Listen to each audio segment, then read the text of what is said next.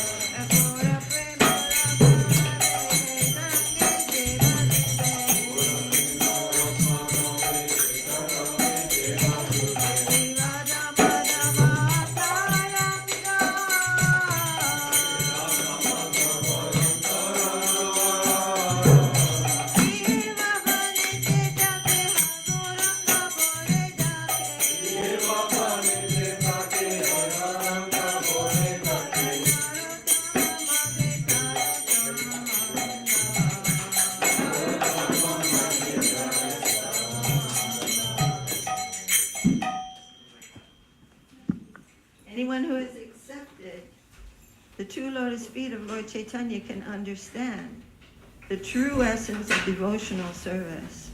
Whoever hears of the sweet pastimes of Lord Chaitanya, their heart will become pure. In one who takes the holy name of Gauranga, there is an awakening of love of Godhead. To such a person I say, bravo, excellent.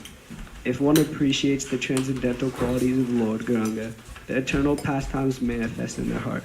Such a person has real devotional qualification.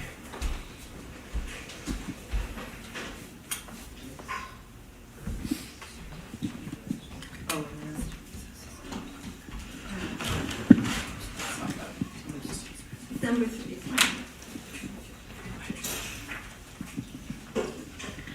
By considering the associates of Lord Gauranga to be eternally perfect, one can attain the association of Sri Krishna in Brahadram.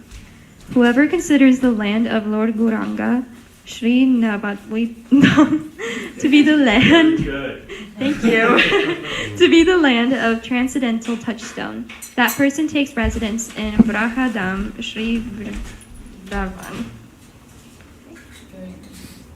The J's a J in Sanskrit. Vrajadam. But other than that was perfect. Whoever dives into the waves of the nectarian ocean of Lord Gauranga becomes an intimate associate of Sri Sri Radha Madhava. Whether one lives in a house or in the forest, if they chant, O Lord Gauranga, Narottam Das begs to attain their association.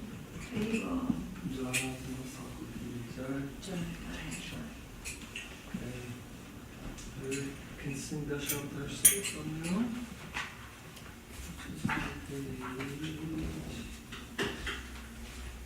Hare Krishna.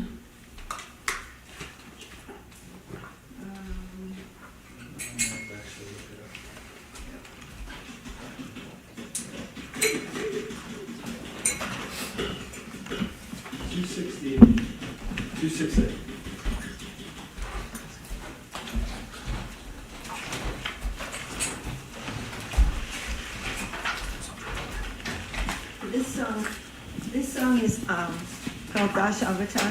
There are so many. The Lord comes in so many different forms. Impossible to count as the waves in the ocean. But these 10 avatars, or the Lord coming in a particular form for a particular pastime, these are 10 very, very prominent ones. So we sing this on the appearance of any of those avatars. Today we're celebrating Navami. Navami was actually, I know everybody's keeping track of their moon calendar, so I don't know if I even need to say this, but I'll say it anyway. Navami, it was yesterday, and Navami means what? Excellent. And it is the 9th day of the...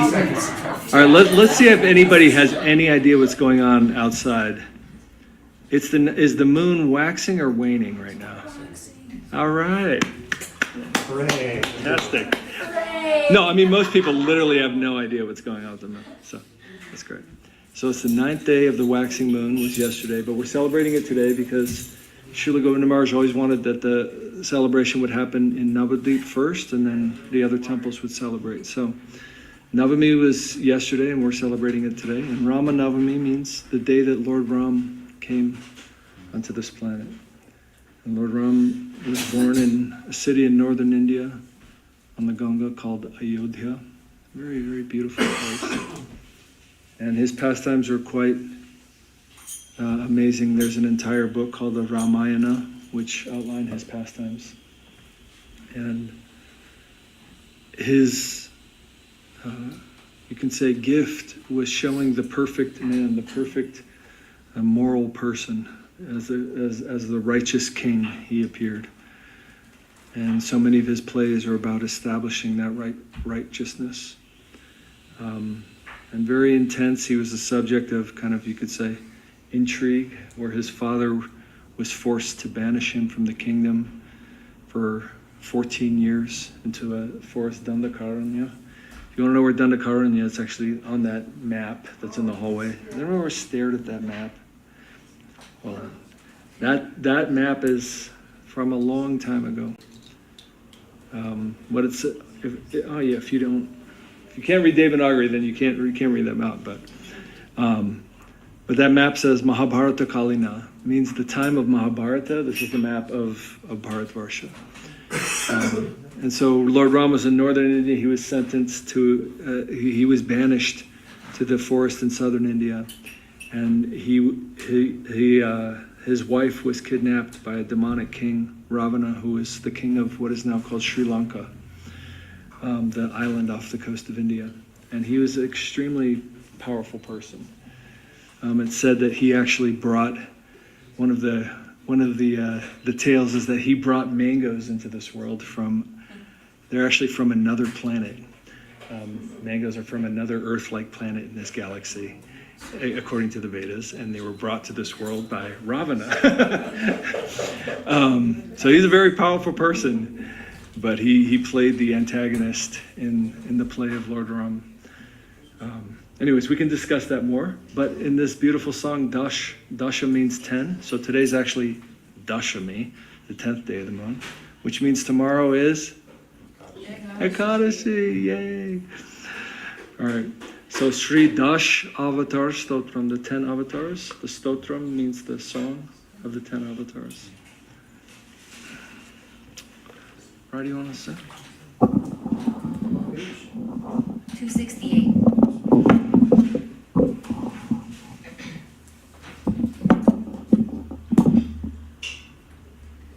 Pralaya payodi jale dritavana shiveda vitavahitra charitra makeda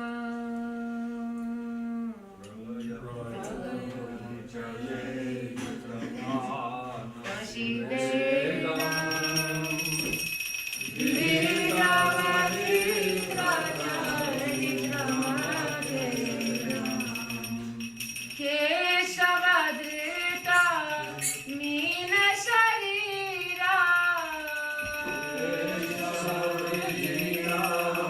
Meena Sharira Jaya Jagadisha Re Jaya Jagadisha Re Keshavadrita Meena Sharira Jaya Jagadisha Re Jaya Jagadisha Re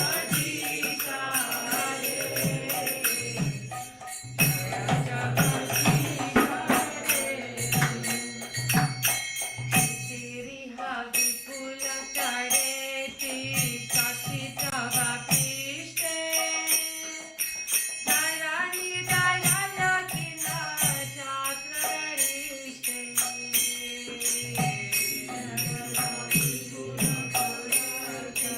Sasita Vapishte Dayani Dayana Kina Chakrarishte Keshavadrita Kurma Sharira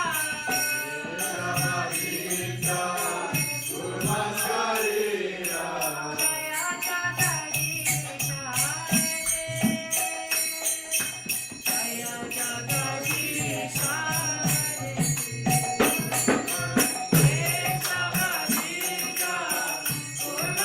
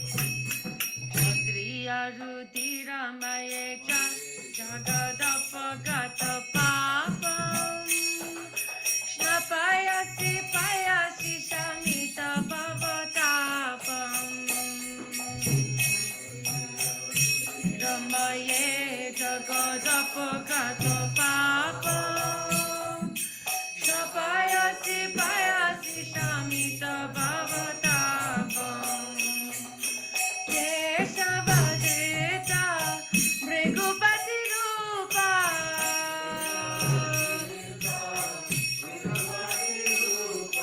जय जगदीश हरे जय जगदीश हरे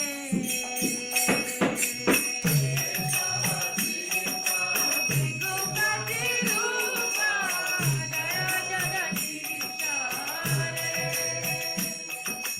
जय जगदीश हरे जय जगदीश हरे वितरसि दिक्षुरने दिक्पति कमनीया दशमुखमौलिवयं रमणीया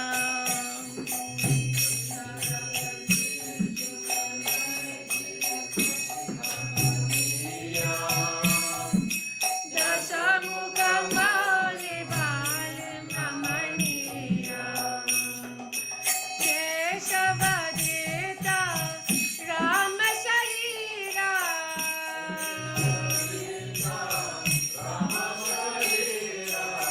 जय जगदीश हरे जय जगदीश हरे जय जगदीश हरे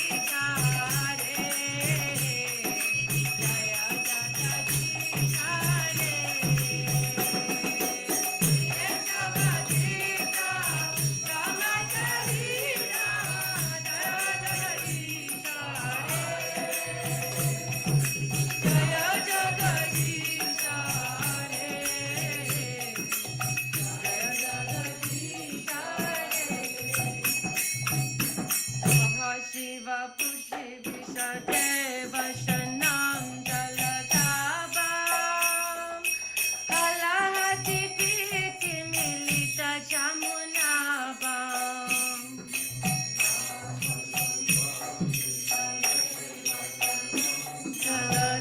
जलदाभां कलहति प्रीति मिलित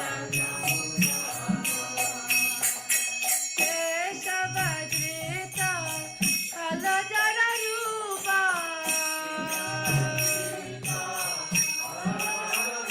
जय जगदीश हरे जय जगदीश हरे जय जगदीश हरे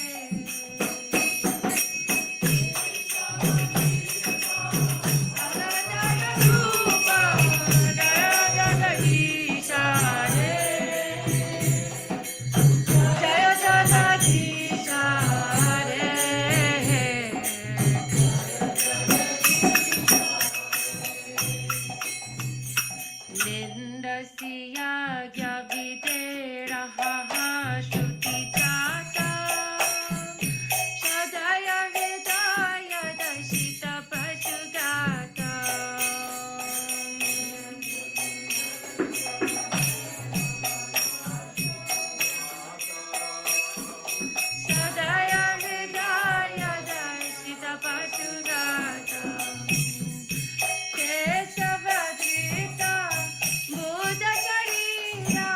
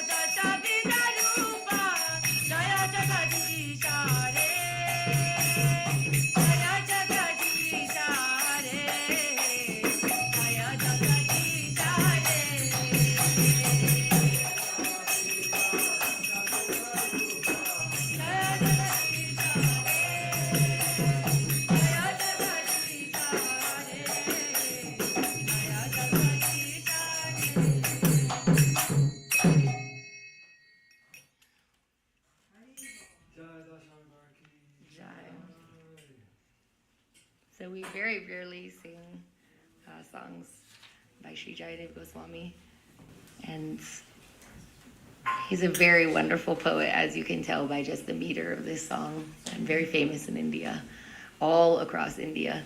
Some poets are kind of known more locally, but Jaya Goswami is actually known all over India. And there's such a melodic composition to this, and this idea that the Lord is revealing himself over and over again In wondrous ways. in astonishing, shocking, surprising, and heart-overwhelming ways, and very unpredictable. And so we'll read the translation here together. And this idea of the Lord he's reciprocating with the hearts of his devotees. He's coming for himself and by himself. He's coming in so many different ways. And it reminded me, because we were talking about the Fate Museum recently, where there's so many different art expressions of the Lord, where they're saying well, does Krishna look like this picture? And Prabhupada's answer was, no, but when you see him, you will recognize him. So something like that, should we have the fortune to come into some of the grace of the Lord, no one will have to verify it. Can I just mention one thing? Please. Before you read this? So, Srila Guru Maharaj, he was talking about Maya. And Maya generally, when it's translated, it means illusion.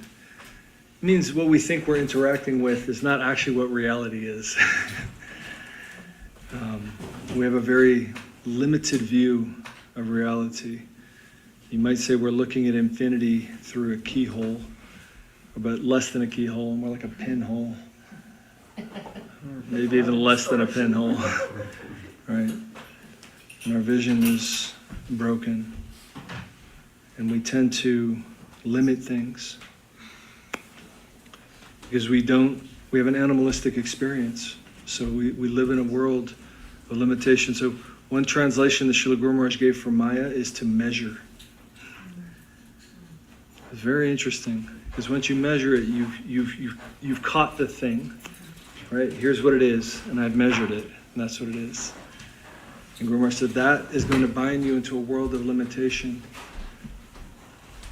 Because actually, what a thing is what it is, plus its potential. And even you could say the law of, if you were to make Einstein's law of relativity a philosophical statement, which is Srila Guru Maharaj's representation of the philosophical statement of the law of relativity is, everything is what it is plus its potential. And that's an important thing to understand. But what is its potential? Everything's potential is infinite, actually. So whatever it is just that for some higher purpose is making it just that. But to see that at any moment, anything can be anything, and everything has infinite potential, that's the start to see reality. And of course, Vaikuntha is said to be the abode of the Lord. And so Maya means illusion or measurement. In other words, limitation. When you measure it, you limit it. You say, this is what it is. And the abode of the Lord is said in Sanskrit to be Vaikuntha, which means no limit. Vai, none, kunta, limit. So unlimited. So we're talking about transcending this limited consciousness. And when the Lord appears, he's going to always shock us out of our limited consciousness. So these pastimes are very wonderful, and these appearances, these avatars are very wonderful. Okay. We can just go in a circle, just if you want. I have to move the mic, just move it to you. Just 'cause- Oh, Keshava.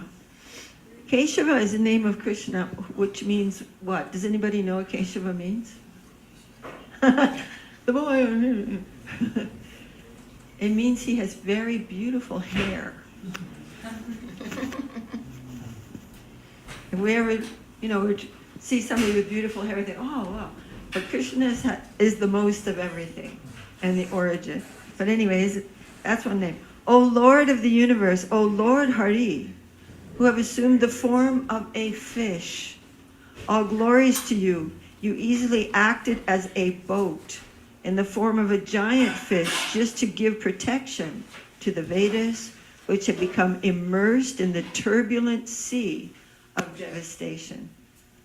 O Keshava, O Lord of the universe, O Lord Hari, who have assumed the form of a tortoise, all glories to you in this incarnation as a divine tortoise. The great Mandara mountain rests upon your gigantic back as a pivot for churning the ocean of milk. From holding up the huge mountain as a large scar-like depression is put in your back, which has become most glorious. O Kesava, O Lord of the universe, O Lord Hari, who have assumed the form of a boar, all glories to you. The earth, which had become immersed in the Garbhodaka ocean at the bottom of the universe, sits fixed upon the tip of your tusk, like a spot upon the moon.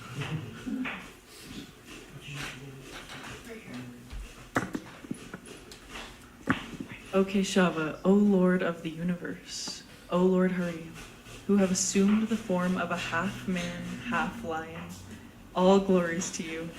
Just as one can easily crush a wasp between one's fingernails, so in the same way the body of the wasp-like demon Hiranyakashipu has been ripped apart by the wonderful pointed nails on your beautiful lotus hands.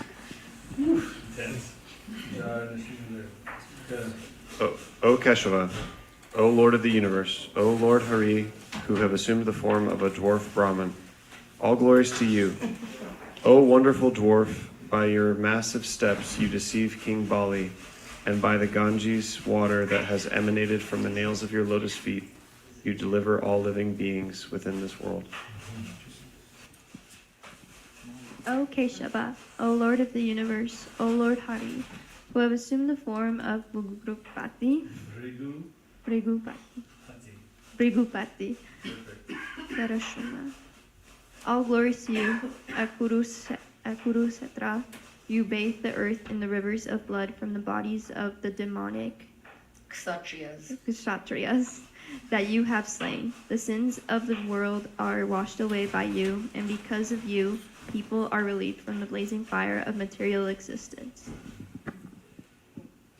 O Keshava, O Lord of Hari, who have assumed the form of Ramachandra, all glories to you. In the battle of Lanka, you destroyed the 10-headed demon Ravana and distribute his heads as a delightful offering to the presiding deities of the 10 directions, headed by Indra. This action was long desired by all of them, who were much harassed by this monster.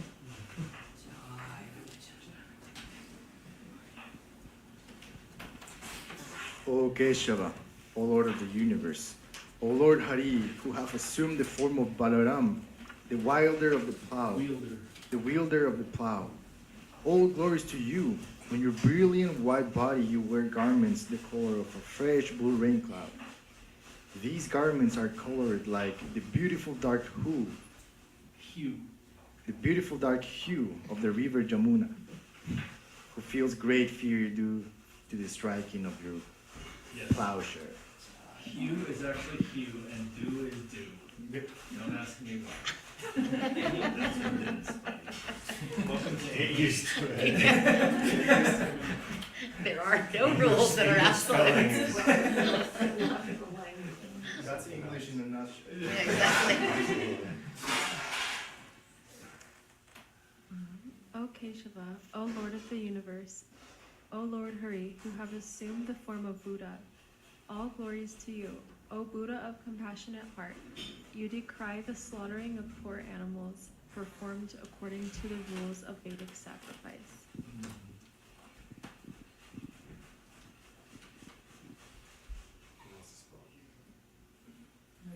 Yeah.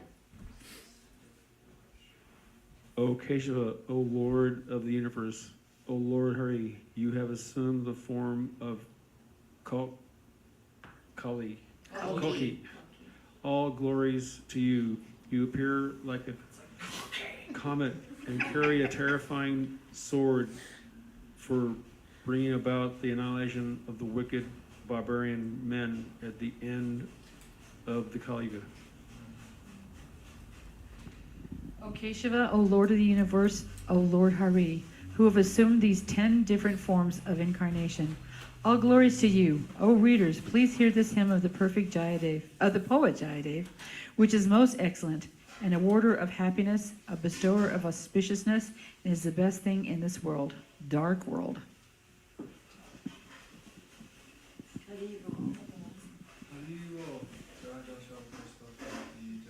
So you can see there's one of the avatars that is mentioned there that's a prediction. It's not yet occurred. It's Kali Yuga. Kali Yuga's, I actually calculated this about 2 weeks ago. I saw the calculation, I didn't calculate it, but I saw the calculation of exactly when Kali Yuga started.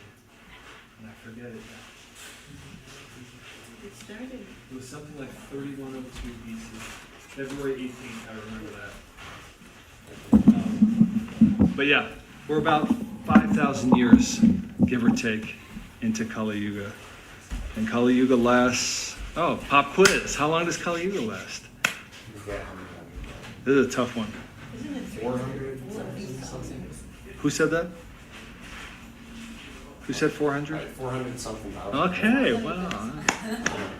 432,000 years. So we have roughly 427,000 years left before Lord Kalki comes. So, Jaya Kalki. If you think of the condition of the world now, and you've got 400 and so many thousands of years left in the degradation of Kali Yuga, there'll come a time when the word truth, we'll forget that it ever existed. There are many, many words by which we are measuring what to do in life, and those words will be lost. You won't know anything. You won't know how to understand anything. There's nothing steady, no absolute reality by which to understand how to progress in life, and it will just be an absolute monstrous situation. And Kalki just comes and just liberates everyone by killing them all. They all leave the material world, and then the yugas begin again. It's cyclical yugas begin again. It's a little rough. Then, Jaya and Kirtan ki Jaya. Rama Navami ki Jaya. So maybe we should remember Lord Rama. I don't know. Is everyone familiar with Ram's story? Is it pretty unfamiliar? Like, it'd be nice to hear it a little bit in a, as Gurudev would say, a gist form. Jai Shri Ramachandra ki Jai. Actually, it's very difficult. You know, when we hear this story, the pastimes of Ramachandra are so dear to everyone who's ever heard them. India practically shuts down when they're telling, like now it's on like public television. When that story is being told or enacted, the whole city the whole country shuts down. It is so heart-melting because Ramachandra came as the ideal king. And Srila Guru Maharaj was saying he was always attracted to the sacrifice, that nature of Ramachandra, the sacrifice, the nature of Mahaprabhu, and the nature of Srimati Radharani. He said, oh, later on I became a little attracted to Krishna. He was the enjoyer. But Ramachandra's nature is so noble, so self-giving. It's really so beautiful, these pastimes. And we just have a little bit of time. But so Ramachandra's abode of Ayodhya ostensibly is this place in South India, but it is eternal. Excuse me, in north, I'm doing north and saying so. But Ayodhya is eternal. It is a part of Vaikuntha, actually, and manifesting in this world with his pastimes. And so his father is someone named Dasharat, and he was born in I wanted to tell you this because it's so sweet to listen to. He was born in the dynasty of the sun, and it's described in the Bhagavatam. It was the dynasty of Maharaj Katvanga, and the son of Maharaj Katvanga was Dirghabahu, and his son was Raghu. So often Ramachandra is called Raghava, or the descendant of Raghu. And then Aja was the son of Raghu, and the son of Aja was Dasarat. And Dasarat was a great, powerful king. His kingdom was so wondrous and opulent that the demigods were envious of him a little bit. You know, they're just like, oh, like our kingdoms are not that great, as beautiful. And the eldest son of Dasharat, by his wife Kausalya, was Ramachandra. So he would inherit the throne. And then he had two other wives. Kaikeyi was the mother of one son, Bharata, and the third was Sumitra. And she was the mother of Lakshman and Chitrugna. So there were four brothers altogether. And they are all forms of Vishnu. They're all expansions of Vishnu, who is an expansion of Krishna. Ultimately, Krishna is avatari. He is not an avatar. He is the source of all avatars. And Mahaprabhu is Krishna. So he is also avatari. He is the source of all avatars. And Ramadi Murti Shukalani Amena Tishtanna Navatar Makarod Bhuvaneshu Kintu Krishna Swayam Samabhava Parama Pumanyo Govinda Maharaja Purusham Tamamajami. So many avatars come, but Krishna is the source, and sometimes he comes. So anyway, So Ramachandra was the cynosure of everyone's heart and eyes.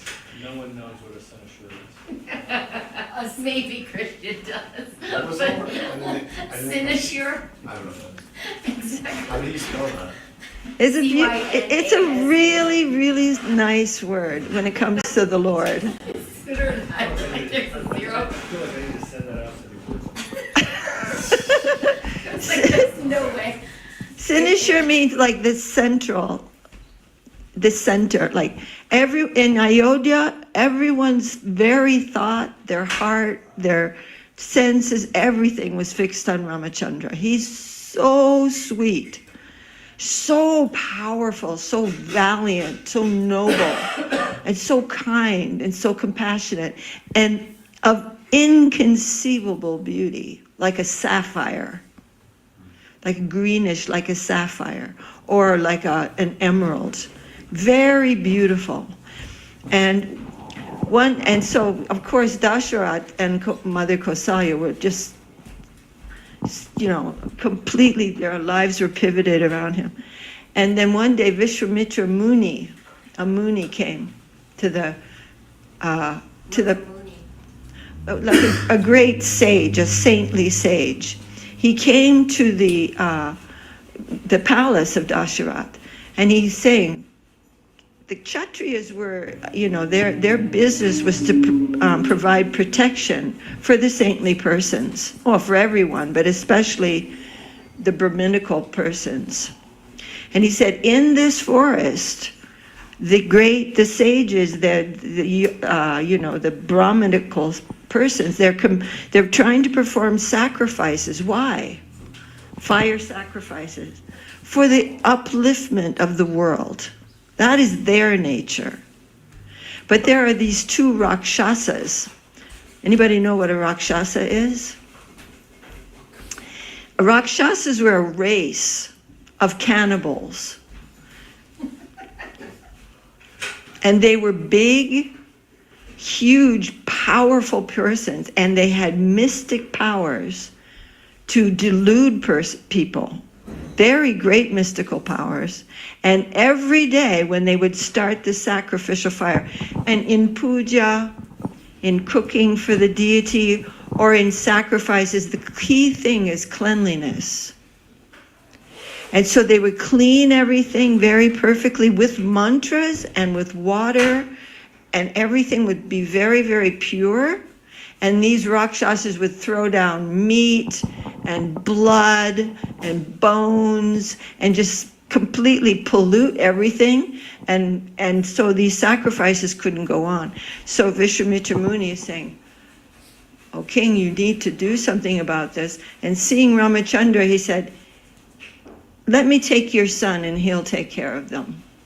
And Dasharat was very shocked because Ramachandra had never seen the battlefield. He was very valiant. He was very good with weapons. Yeah, he was really young, maybe like that, like 14. And Dasharat was so shocked by this request because he couldn't say no. That's the rule of the scriptures.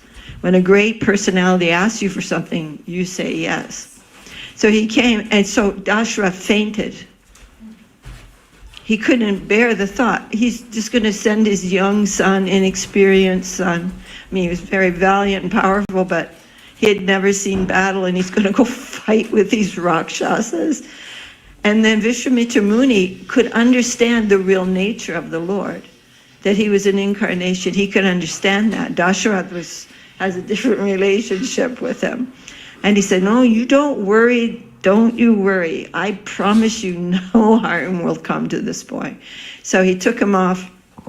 And on the way, they stopped at this kind of desolate place where there had been great kingdoms and so many things.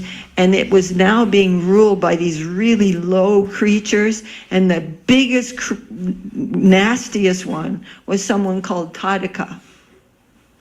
And she was a witch, but I mean like for real. She would take an uprooted, it's interesting that witches are always pictured on brooms. Actually, in fact, they would pull up a certain kind of root from a tree, and they would ride around on that. And she was horrifying. And she... There's actually a name for that type of, like, it's like a mystic power. It's called Kichadi. Kichadi, yeah.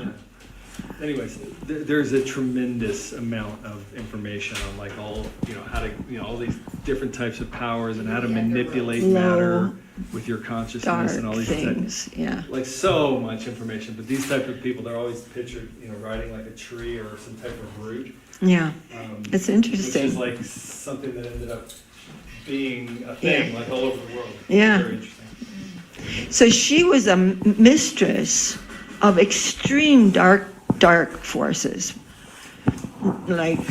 So they got there and Vishwamitra said, oh, well, while we're here, why not kill Tadaka? She was harassing everything, everywhere. So just like these great sages who would perform these sacrifices for the upliftment of the world, their whole nature was to destroy everything good. So she came, and Ramachandra had a big battle with her, but she's screeching and screaming in so much darkness and throwing all these different kinds of mantras and tantras and all kinds of, wicked, like evil spells. Like it's come to evil spells, but by sound she was making all this trouble. And finally Ramachandra just took his bow and arrow and hit her in the heart, and she was gone. And the demigods were so happy. All the saintly personalities of the universe were showering flowers on him. And then they went to this place where all the trouble was, with these two Rakshasas. And then they came, and they were not expecting any problems. But then Ramachandra and Lakshman came along also. Lakshman never left the side of Ramachandra. And Lakshman is Balaram, an expansion of Balaram, just like Ramachandra is an expansion of Krishna. And so they fought with these two Rakshasas and killed them, and everything was very beautiful. And then Vishwamitra, I'm just going to make this short, but Vishwamitra, meanwhile, heard that this king called Janaka was holding a special ceremony in his kingdom. And Vishwamitra heard about it, and he said, King Janaka, who's a very great, noble personality, he's holding a competition. Let's go. Let's go see it. And whoever wins this competition marries his daughter, who is said to be more beautiful than any of the goddesses of heaven. A transcendental personality. So let's go. Let's go see what we can do. So Janaka had been given, through his history of battling, he was a great, even the demigods were super happy with him. And he had obtained a bow which was empowered and was given by Lord Shiva. But this bow was really, it was just, you can imagine. It's no ordinary bow. It was so brilliant, so full of the gems and jewels, and it was really heavy. So anyway, Janaka said, whoever can string this bow can marry my daughter. And she was beyond beautiful, beyond qualified, so gentle, so sweet-natured, just totally heavenly personality, divine. And she, they had all the Kshatriyas coming in, and most of them couldn't even pick it up, and then they had to go off, and the other Kshatriyas, and then they would come, and they couldn't, and one or two could pick it up, but no one could put a string on it, because you have to bend it to put a string on it, so and they couldn't, And then finally Ramachandra's like, well, let me try. And as soon as Sita Devi saw Ramachandra, she was ready with her garland. She was ready to put the garland on him. She knows this is going to be my husband, because they're eternally consorts in the divine plane. So Sita Devi was there ready. And Ramachandra easily picked it up with one hand, took the string, bent the bow to put the string on it. But then he bent it so far that the bow broke. And when the bow broke, it was almost like an atomic explosion. This is the bow empowered by Shiva. And it was so loud that everyone in the entire assembly became unconscious. And then everyone looked up, and there is Ramachandra looking so valiant, so noble, so beautiful, so wonderful and powerful, and yet so sweet-natured. And Sita Devi came and put her garland on Ramachandra. Everyone went wild with happiness. And Dasharat also had 3 other daughters. One of them was Urmila, but I forget the name of the other 2. And, of course, the 3 brothers of Ramachandra, Lakshman, Shatrughna, and Bharat, they all married those 3 sisters. They didn't marry them there, but Dasharat heard the news. He brought everybody there. There was a great marriage ceremony, and it was all extremely beautiful. And then this is where Gurudev ends the story on Ramachandra's appearance. He said, then there was some sadness, some intrigue, some divine sadness. He said, but this is the appearance day of Ramachandra. Wow. So we will only hear the good, happy things, but many things. This is a very long story. And I just want to add one more thing. I know we're running out of time and everybody wants to speak. But this was written by a murderer and a thief whose name was Valmiki. And this was before Ramachandra came. Narada Muni gave Valmiki a mantra that he would like to chant, Mara. And Mara means, who knows? It means death. So Valmiki is Mara, Mara, Mara, Mara. Oh, I love this. Mara, Mara, Mara, Mara, Mara, Rama, Rama, Rama, Rama. And it turned to Rama, Rama, Rama. It completely purified his heart to the point that the whole of Ramachandra's pastimes that hadn't happened yet came into his heart, and he wrote down the Ramayana before Ramachandra even appeared. So much so that later on in these pastimes, Sita Devi actually went to his hermitage, and he was expecting her because he had already written it.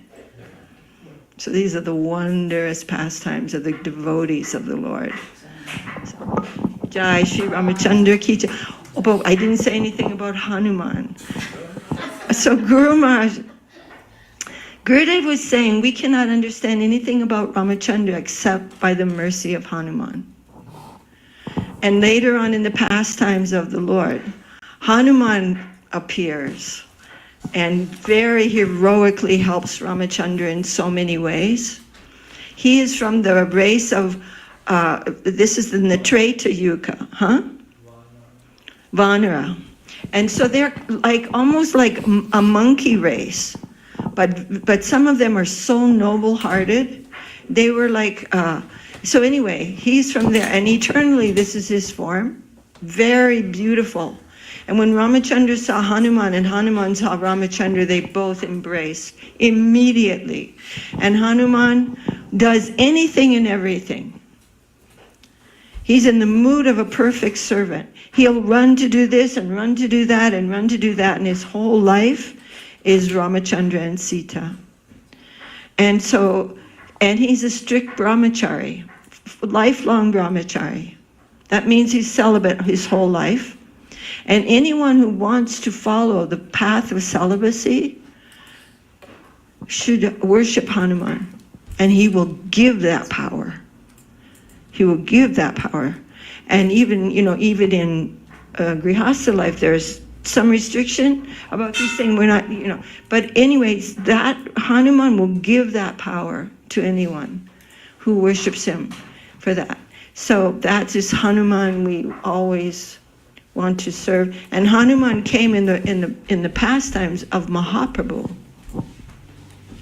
And his name was Murari Gupta, and he was a physician, which is interesting because Hanuman brought the Sanjeevani plant that cured Lakshman when he was ostensibly wounded on the battlefield. But he was a great physician, and anyone he treated got love of God. And one day, Mahaprabhu said to Murari Gupta, you should not worship Ramachandra necessarily. You should worship Krishna. He's the source of all the avatars. In his form as Ramachandra is very wonderful. And Murari Gupta's heart was so broken by that instruction because he couldn't disobey Mahaprabhu. He couldn't even think of it doing that. And yet at the same time, he couldn't give up his connection with Ramachandra. So in the morning, he just said, I cannot keep my life. I cannot abandon my Lord.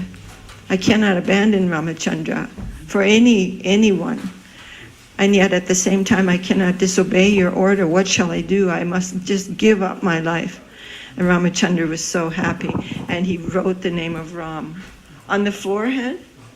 Mahaprabhu wrote the name of Ramachandra on his forehead. And so that's the glories of Hanuman. Jai Hanumanji ki jai. Jai Shri Ramachandra Sita Devi ki jai. And this story happens in the previous yuga before the previous yuga. So this is many hundreds of thousands of years ago.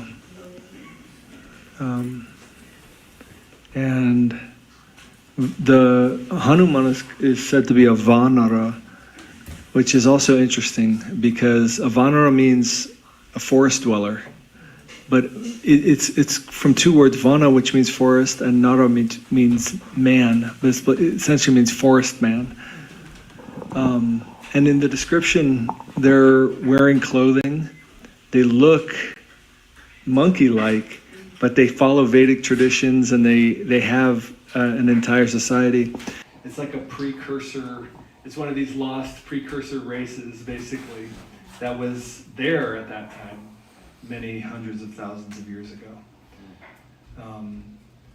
So one of the really horrific prisons that our schools put us in is they put human timeline into like a really, really small timeline. They put the timeline of conscious civilization in a really small timeline, and it's completely bogus. It's changing.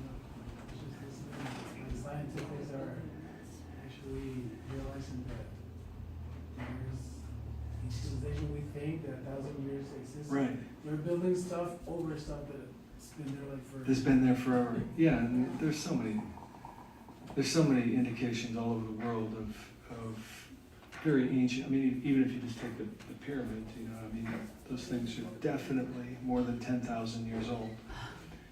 And they have all kind of coded relationships with the different star planets, and you can look at the pyramids and look at their relationship to the stars and see when they were actually built, because when they were built is coded into them.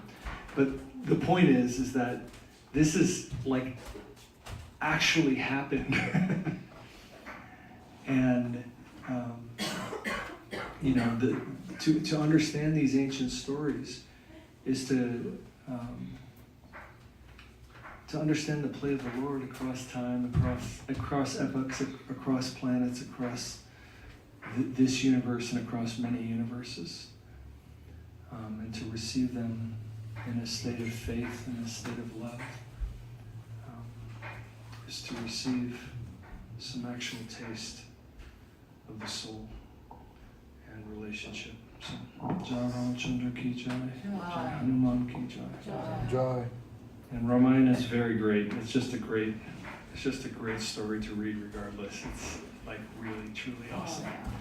But that is Gurudev's beautiful tradition. Like, appearance day is always like happy day. So because that's the feeling of a real devotee who has actual feeling. They have some like, oh, no, I'm not going to talk about that today.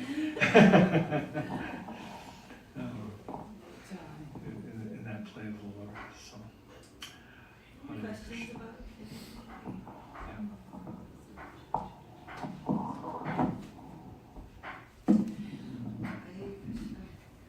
cool, well, there's a couple things. One, Ramayan is, there's two epics that come from India, right? There's the Mahabharata and the Ramayan. Mahabharata is the story that happens with Bhagavad Gita happening in the middle of it, or late, maybe 80% through the story, Bhagavad Gita happens. And then the other stories Ramayan. Of course, there's millions of stories that are coming from India, but those are like the two epic stories that really are celebrated. And what's really amazing is this idea that is actually reflected over and over. The darker the dark, the lighter the light. So in Kali Yuga, things get really dark, and Mahaprabhu comes in Kali Yuga as very, very merciful. Right? And each of these stories has a bit of this drama that we were reading in the Das Avatar, right? So the world gets flooded with water. Very difficult. There's a flood that happens at some point in time on this earth, and everybody has some distant memory. It doesn't matter which culture, which faith. There's a lot of water that flooded this planet. There's a lot of mysterious, cataclysmic things that have happened through time. And the Lord is in these stories, embedded inside of these stories, actually, as a very, always as a beacon of something else, right? And so Ramayan is this epic story of the perfect king who lives with sacrifice and who does everything according to like the most perfected rules. That's what he's representing. So anything where he's saying his word, you know, like that was a thing in the past. You know, they even say like you can, in not so distant past, like in our past, where people used to buy and sell houses with a handshake. And then they would say, no, that's why they ended up having to have like these huge documents, because, you know, people became on track. At some point in time, your word really was your bond. This is like some hidden thing. That was 50 years ago. I mean, you think about how fast these things become myths. Right, and then you think, oh, it's not possible. You couldn't sell a house. Like even in the 50s and 60s, the majority of real estate transactions were a handshake. Like a handshake. I'm going to buy this from you. I'm going to pay you. Okay, good deal. Like that. And now you hear that and it's like, nah, that's fake. That didn't happen. Now you think about what happens over time. It's like just this degradation, and all of a sudden you can't. It's like what Melani's saying. It's like you get stuck in a mindset where you hear these things, you can't literally like imagine it. Right. So they're famous Vedic characters who are known like who have never spoken a lie. And Yudhisthira is one of them until the event that happens on the battle, right? Where it's like his word is so powerful, right? There's not even like a question mark. And Ramachandra represents actually this type of personality. Whatever he's expressing, there's no doubt in anyone that's surrounding him, whether it's his own father, it's his wife, it's his brother, it's any of these people that, meaning, and it's a very mysterious story in the sense that there are these kind of forest people that he comes upon, and there are demons, and there are like these kind of otherworldly supernatural activities that are occurring. But for the Lord to show how wonderful he is, the shadow has to be good, right? Like it really has to be proper. It's not just like a mediocre bad guy that like any local policeman can take care of. No. That doesn't show the glory of the Lord very well. So this idea of like, you know, like the second that there's hubris that's like going in the heart of a character, the nemesis is simultaneously like arriving. And what does that mean for maybe people who don't know those two words? Is the second that there's like a bad guy, so to speak, the inverse of that is immediately arriving in a story. And you could say karma is very similar to that. So the second that something arrives in my heart, right? Hubris means pride. But you can say anything else that's a shadow. The cure for that thing is also arriving. It's a principle of storytelling, right? And it's the universe is always in a motion of correcting itself. So this idea of the Vedic standpoint, which is you have to adjust yourself because it's trying to correct you. There's this super nice verse we were meeting with those brahmacharis the other night, and they were sharing that story of Gajendra, Oh my gosh, it's the sweetest story. And so it's this horrifying, intense story of this war that happens between this elephant and this crocodile that goes on for 1,000 years. And in this 1,000-year war that happens between these two things, the elephant takes a lotus flower out of the pond and he starts to offer prayers. And there's a prayer that this brahmachari quoted, and I can't remember the word, no malayam, I think is at the end of the sentence. And it says, not only are you full of mercy, dear Lord, but you are never lazy in your affectionate dealings of trying to find your own servitors. You're not lazy, no malayam. It's not just that there's like this omnipotent, watching, tabulating kind of energy that's the infinite, right? For those who can actually perceive some nature of the Lord, not only is it moving and full of play and full of motion and full of movement, but it's full of affection for you, right? So these stories where the dark is kind of rising up and these supernatural energies are happening like that, and the Lord is coming in such a like kind of ultra shining, especially in the Ramayana Leela. And like, you know, there's a very like beautiful story as they're making a bridge towards this island where the, you know, king of the demons is, and they have to make a bridge, and so they're trying to throw like rocks in the ocean. They realize they're not going to be able to make a bridge, so they have to write Lord Ram's name on these rocks, and the rocks are actually floating in the water. And then they're looking down, and it's like there's like a mouse that's like pushing a pebble, you know, and you know some of the other like denizens are like kind of scoffing, right? Because there's like, you know, huge boulders making this bridge, and there's this little mouse like pushing this pedal, you know, this little pebble over. And the Lord is giving quite a bit of mercy and attention. This idea of like contribution to the whole, becoming part of the harmony, is so sweet. And no contribution is too small, and no contribution is not seen, right? We're the ones that can't perceive the upper world. They can perceive us. It's like the lenses on our side are corrupted. And so it said, there's a very nice sentence, it says, we have forgotten our guardians, but our guardians have not forgotten us. And so that's like a full inversion, which is actually what's asked of us in spiritual life, right?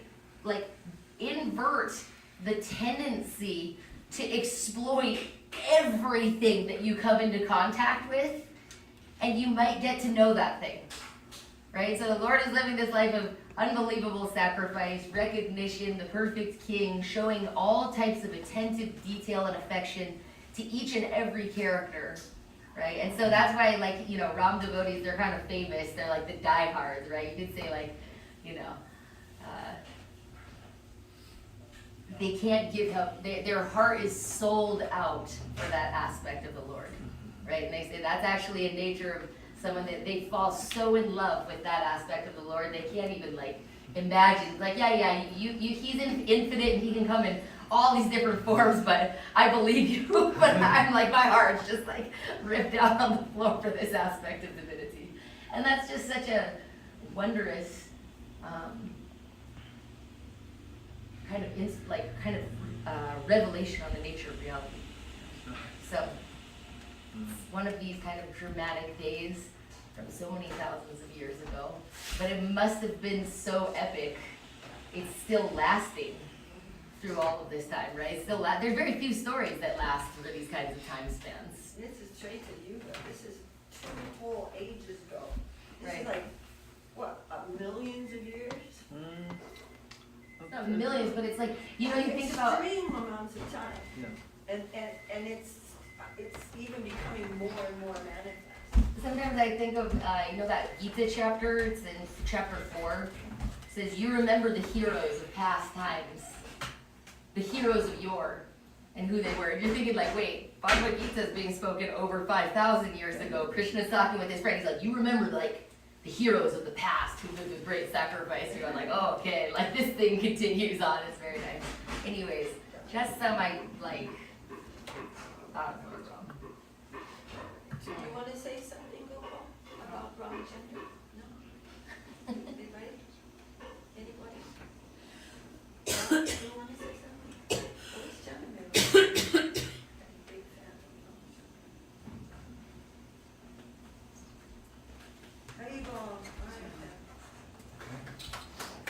Balaram ki jai. Yeah, we can sing that song. Oh, we should sing that kind of like Bhakti Lalita. I don't think it's in this songbook actually. Oh, maybe not. Maybe it's not. Let me. Yeah, it's okay. But Rama Maharaj always said, Rama. That's okay to sing. We can sing more.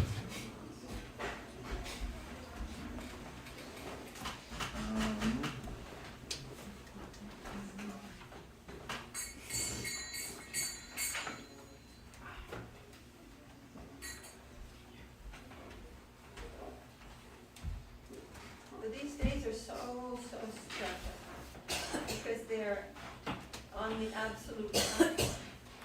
So it's not that we're just remembering some historical event, but we are actually connecting with something that is eternal. The pastimes of the Lord don't pass away in time, like the ordinary flux of material nature and things that go on. Those are gone. All that's left is the reaction to come in the future. But the Lord's pastimes are all eternal. They're not, and by remembrance of them, we are coming in touch with that eternal thing. They're not passing away with time. So we're so fortunate to be gathered here and remembering these pastimes of Ramachandra. It's not like, oh, this happened a long time, but Ramachandra is actually there, and he's giving his blessing.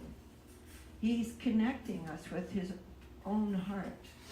So these days are pricelessly valuable.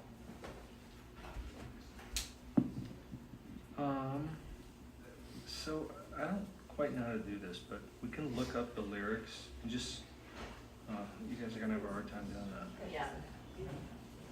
I think it's nice to sing it. It's very, very simple. Yeah, but there's a bunch of lines to it. Oh. Yeah, like Sundara Vigraha Meghasya Ganga Tilasi Shalagra. It's like Lakshmana Charya or something. It's very old.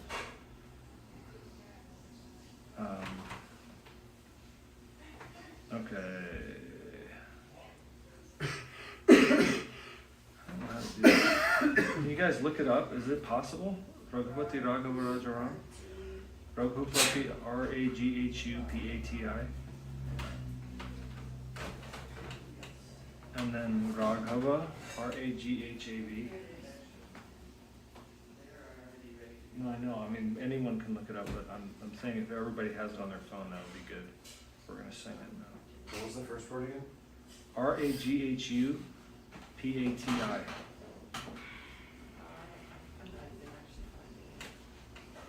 And then the next word is Raghava.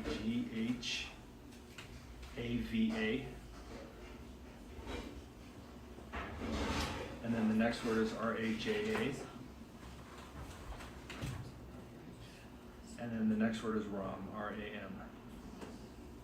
And from there you should be able to find the lyrics. Yep. Yep. Huh? Yep. Okay, so we can try and sing that. It's very beautiful. Did you search? What did you search? Raghupati Raghava Rajaram lyrics. Did everybody find it? Would you like to share that? Yep. There's three kind of.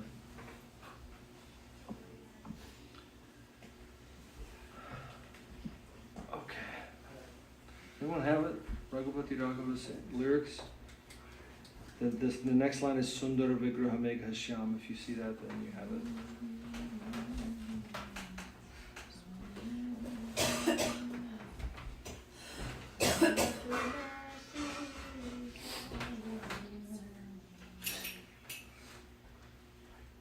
Amadou Marsh had us sing this with Bhakti Lalita in Thailand one year. We went with Aviram Prabhu to so in Thailand they love to name their businesses off of numbers. What if we go to like 89 studio or something like that? Like literally, there's so it's like everywhere is like 74 coffee. 33 It's like 22 it's- to 107.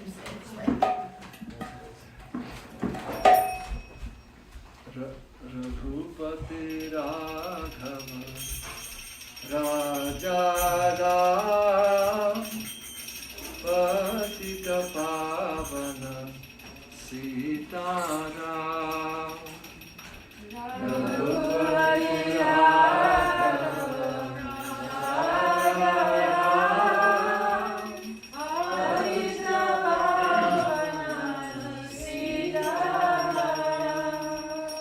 Raghupati Raghava Raja Ram Patita Pavana Sita Ram Raghupati Raghava Raja Ram Patita Pavana Sita Ram Sita Ram Sitaram, Patita Pavana Sitaram. Sitaram, Sitaram,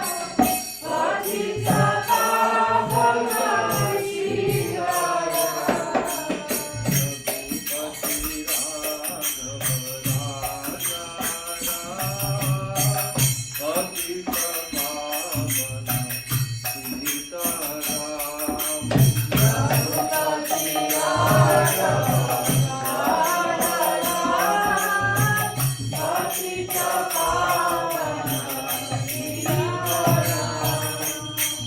Sundara Vigraha Meghashyam Ganga Tulasi Shalagram Sundara Vigraha Meghashyam Ganga Tulasi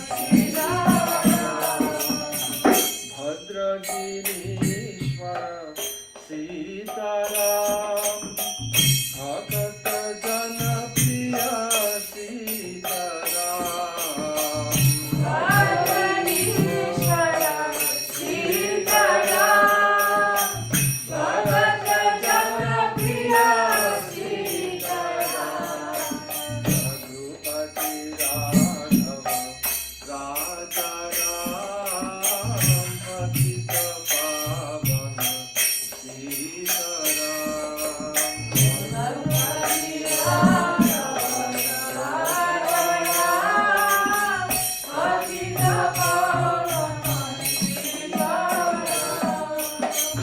Janaki Vimana Sitaram Jaya Jaya Raghava Sitaram Janaki Ramana Sitaram Jaya Jaya Raghava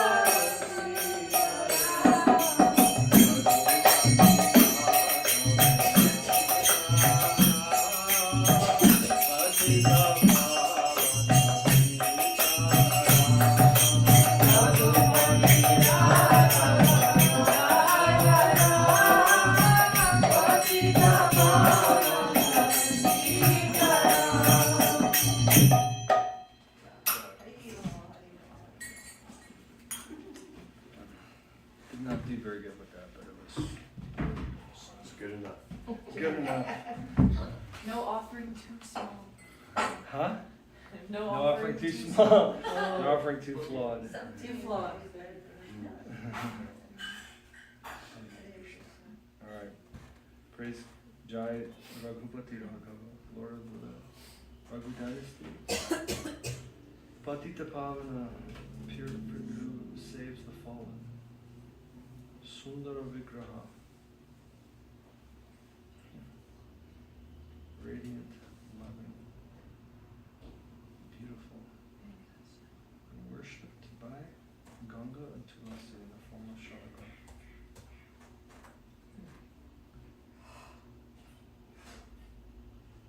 Bhadragirishwara. Bhadragiri is a particular mountain in The Lord of the Bhadra mountain. yeah, the Bhadragiri. Bhadra also means auspicious. Bhakta Jana Priya. Bhakta means devotees, Jana means people. Devoted people, Priyas, dear to the devoted people. Hare Krishna.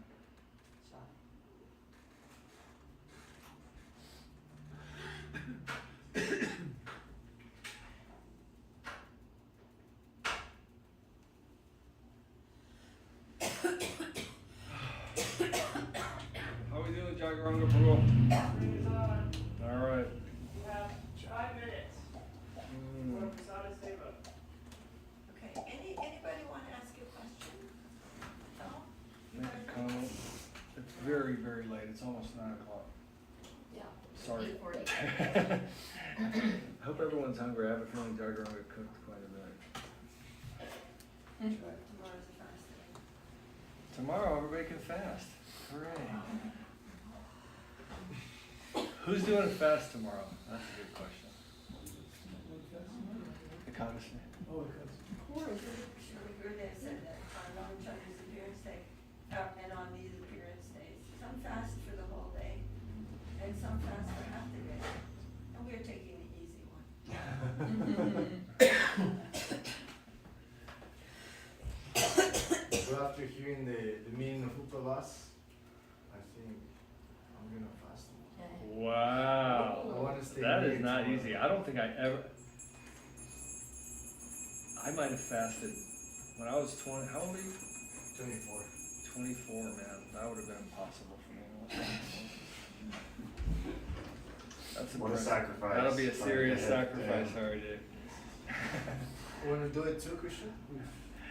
Fast tomorrow? Wanna jump? I fasted today. I think it's easier. Are you gonna fast all day tomorrow? Wait, did you fast today? Just until noon though.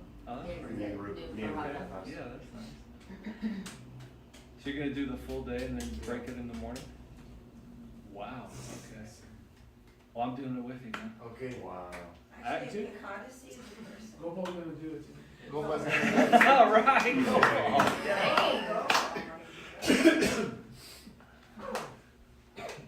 Sorry, what were you saying? Yeah, just like, it's nice to remember that everything is a manifestation of a person. So Ekadasi Devi has a particular nature. And Ekadasi is an extreme festival in Goloka.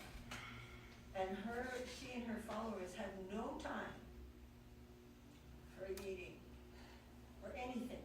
They are so absorbed in service, they can't even think about anything like that.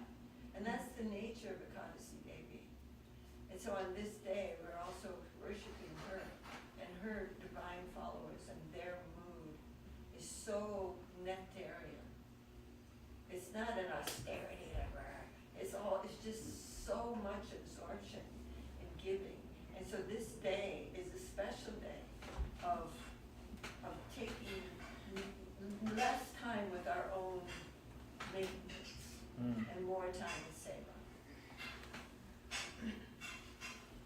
For some of us, it's an austerity, but that means we're pretty fallen. But yeah, me too, but just to remember that nature and Father, she's also a divine personality, a little different nature from Ekadasi Devi. All these things are connecting with divinity, with divine personalities in the mood of seva. And all very merciful. Ekadasi, extremely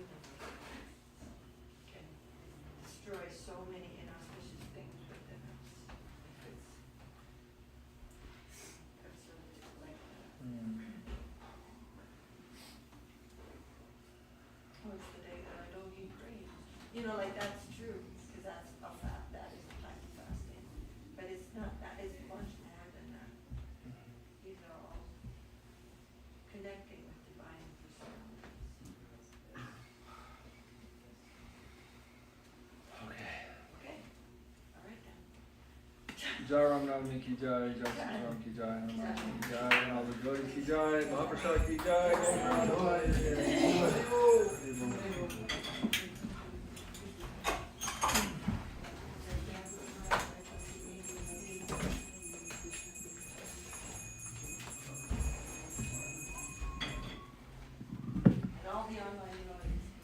There are many beautiful online devotees tonight.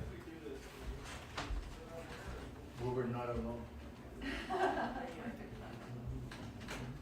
can hear everything. All I hear is twinkling.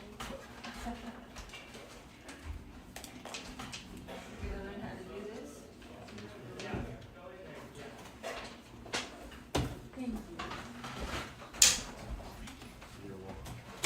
I can hear snapping and crinkling. That's all I can hear.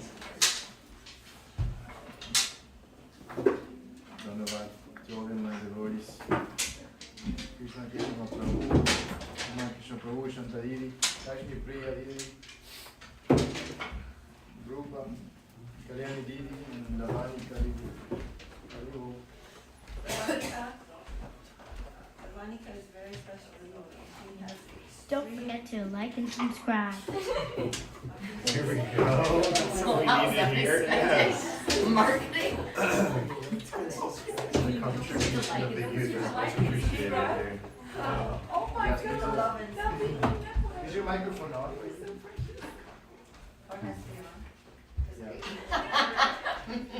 Naughty. Very naughty. No, Lavanika is very, she has a very great appreciation for the practice of Sharanagati, which I find very astonishing, and it's given me some wonderful feeling and hope that such personality is so young and so much appreciating this type of practice. Jai Lavani Kari.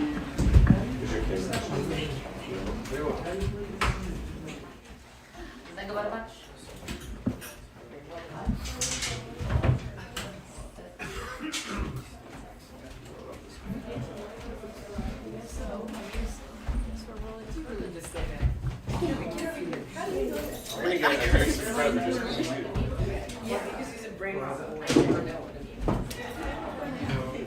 The little kid was so accepted though. It was like, that's just funny. Like and subscribe though. Low key. Like, don't forget like and subscribe.